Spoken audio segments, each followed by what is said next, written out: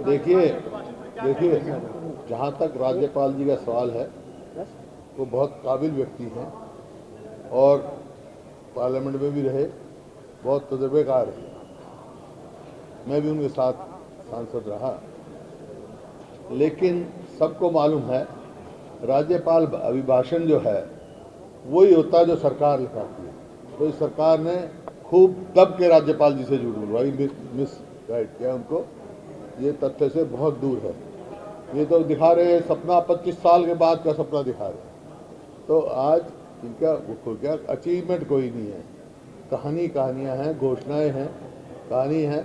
सबसे पहले घोषणा की थी इन्होंने कि कल्पना मेडिकल कॉलेज जो है उसको हम यूनिवर्सिटी बनाएंगे। आज तक उसकी बिल्डिंग तैयार नहीं हुई, 8-9 साल होने की, टर्म पूरे होने को होगी।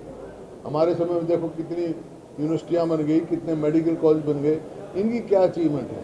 कोई 1 इंच जो है मेट्रो नहीं बढ़ी, और जो ये ऑर्बिटल जो रेलवे है जो कह रहे हैं केएमपी के साथ साथ, आज तक केएमपी को ना नेशनल हाईवे का स्टेटस मिला है ना स्टेट हाईवे का, और देना नहीं चाहते। क्यों? क्योंकि लोगों को कंपनसेशन ज़्यादा देना पड़ेगा। लोग हड़ताल पे बैठे हैं, जगह जगह लोग हड़ताल पे बैठे हैं, कहीं हिसार में हड़ताल पे बैठे हैं, कई कर्मचारी हड़ताल पे बैठे हैं। ये सब जब सरकार की विफलताएं के कारण होती हैं। और ये सरकार ने जो कल जिस प्रकार से कर्मचारियों पर अत्याचार किया, वाटर कैनन इस्तेमाल किए, लाठीचार्ज किया बर्बरता से, ये दिखाता है सरकार की बौखलाहट। और सरकार कभी भी प्रजातंत्र में लाठी और गोली से सरकारें नहीं चलती। ये सरकारें तो समाधान से चलती हैं, एक दूसरे से सलाह से चलती हैं। कोई समस्या हो उसकी पूछा जाता है, बात की जाती है। तो ये जब तक ओल्ड पेंशन स्कीम है तुरंत सरकार को लागू कर देनी चाहिए, और वो नहीं करेंगे तो भाई हम आते ही करेंगे। भिवानी के अंदर जो 2 युवकों के शव मिले हैं, जिन्हें जिंदा जला दिया गया और उसके ऊपर लगातार आरोप भी लग रहे हैं, कैसे देखते हैं आप इस पूरी घटना को जो भिवानी में हुआ? सर देखिए, ये बड़ी शर्मनाक घटना है और ये साबित करता है कि ये सरकार की कानून व्यवस्था बिल्कुल चरमरा गई है। और ऐसा प्रतीत होता है हरियाणा में सरकार है ही नहीं, कानून व्यवस्था नाम की चीज़ नहीं है। उस घटना की पूरी जांच की जाए और दोषी को सजा दी जाए। और राजस्थान की पुलिस है, होता था जो राजस्थान की पुलिस है उनके ऊपर भी बर्बरता के आरोप लगे हैं। वो मुंह में जाकर जो राजस्थान की बात राजस्थान करेंगे, हरियाणा की बात हरियाणा में करूँगा। हुड्डा साहब जिस तरह हंगामा किया कांग्रेस पार्टी के सदस्यों ने और 1 दिन के लिए विधानसभा स्थगित कर दी गई, मुख्यमंत्री ने सीधे कर दिया कि नहीं लेंगे। अब आप क्या करेंगे? तो कहा, जब लोगों की आवाज़ है, आप देख रहे हैं जगह जगह पंचायत हो रही है। उन्होंने कहा मेरे को ये नहीं, मैं इस बात में नहीं हूँ। मैं इस बात का हामी हूँ कि भाई मैं दोषी या निर्दोष की बात नहीं करता, लेकिन एक मंत्री हैं, उनके ऊपर एक सवाल उठा है, तो जब तक जांच नहीं होती उनको नैतिकता के तौर पर खुद इस्तीफा दे देना चाहिए या मुख्यमंत्री जी को मान लीजिए। और ये जब उनके पार्टी के अध्यक्ष धनखड़ साहब ने ये बयान आया उनका, अब पता नहीं आप लोगों ने आपने छापा है, उन्होंने क्या बयान छपा उनका क्या बयान छपा? उनका बयान छपा है, हम अपने संदीप सिंह को अपनी मीटिंग में नहीं बुलाएंगे जब तक जांच से क्लियर ना हो जाए।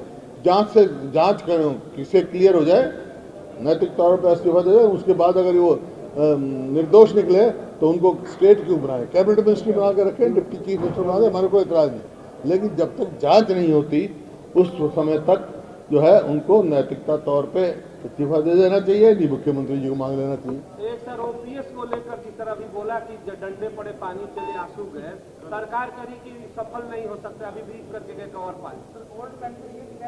ऐसा है, सफल है ये। ओल्ड पेंशन स्कीम राजस्थान में लागू कर दी गई है, छत्तीसगढ़ में लागू कर दी गई है, हिमाचल में कर दी है और पंजाब में कर दी गई है। वहाँ कैसे लागू होगी? सर आगामी दिनों में बजट सत्र में आपकी क्या रणनीति रहेगी? क्योंकि आज जो इस मुद्दे पर आपका विरोध था उसके ऊपर सरकार ने अपना स्टैंड साफ किया कि मतलब फिक्स हो गया। सरकार ने अपना स्टैंड साफ किया कि हम इस्तीफा नहीं लेंगे। आगामी दिनों में बजट सत्र में आपकी क्या रणनीति? सरकार का डबल फेस चेहरा सामने आ गया। ये केंद्र में शुरू में किया अटल बिहारी जी की सरकार ने, और फिर और स्टेटों ने अडॉप्ट किया। उस टाइम ये सोचा था, सलाह करी थी, शायद ये ठीक होगा कर्मचारी के हित में, लेकिन तजर्बा ये हो गया कि ये कर्मचारी के हित में नहीं है, किसी के हित में। इसी वास्ते कई बार फैसले लिए जाते हैं, वो वापस भी किए जाते हैं। हमने कहा भी अब सरकार, कांग्रेस की सरकार बनते पहला फैसला हम ये करेंगे ओपीएस लागू करें। सर ओम प्रकाश चौटाला ने भाजपा सरकार को एक लुटेरा सरकार की संज्ञा दी है। भाजपा सरकार को ओपी चौटाला ने एक लुटेरे सरकार की संज्ञा दी और कहा कि बजट में कुछ नहीं निकलेगा, उम्मीद करना बेकार है। साथ ही साथ उन्होंने ये भी पूछा गया कांग्रेस के साथ वो जा सकते हैं भविष्य में, तो उन्होंने कहा कि कांग्रेस से कोई द्वेष नहीं है, अगर जाना जाएगा। इसमें मेरा भी ऐड कर लीजिए आपका इसमें उनके विचार है, मेरे से क्या सवाल है आपका उसमें? मेरे से इस संदर्भ में क्या सवाल है? वो आपसे हाल चाल पूछने आए थे चौटाला साहब। हाँ आए थे, मैं भी उनका हालचाल पूछने गया था जब बीमार थे। जब वो वहाँ थे, वहाँ जब मैदान में आए थे, मैं भी गया था उनका हालचाल। अच्छा सर, जो वो उम्र में बड़े हैं हमारे से। हंगामा कर रहे हैं विपक्ष के रूप में, तो सरकार से मुख्यमंत्री के साथ बैठ के बीएससी की मीटिंग करते, वैसे क्यों नहीं ये संदीप सिंह वाला मामला सुलझा रहे हैं? मीडिया को भी सपोर्ट करना चाहिए। क्या तुम आप भी सपोर्ट करो, सारी जो है सारी जनता इस बात पे, हमारे रो ये नहीं है। सिर्फ मेरा ये कहना है जांच हो, जब तक जो है नैतिकता के आधार पर उनको मंत्रिमंडल में रहना चाहिए। जब उनकी पार्टी नहीं बुलाती अपनी मीटिंग में तो कैबिनेट के मंत्री कैसे? सर आज तो संदीप सिंह थे नहीं, आज बीमारी मैं आज कह रहा हूँ पूरी विधानसभा स्तर में नहीं आएंगे वो।